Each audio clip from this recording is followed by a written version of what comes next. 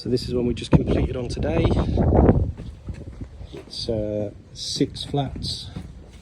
They're all let except for this one, which had a tenant in right up until recently. I think she had been here a fair number of years.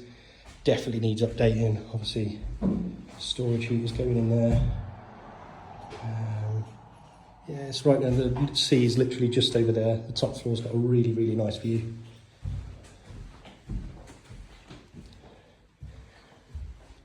Kitchen needs updating. Definitely needs updating. Onto bedroom. Yeah, just needs all new. The windows look good. Fairly new. Not that old, but all the carpets need updating. Heater and yeah. Going through to the bathroom, which has carpet in it. It looks like a disabled access shower and lovely toilet. Not a big job, this one.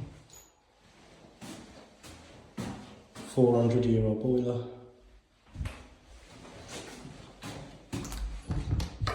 It's a decent size, at least.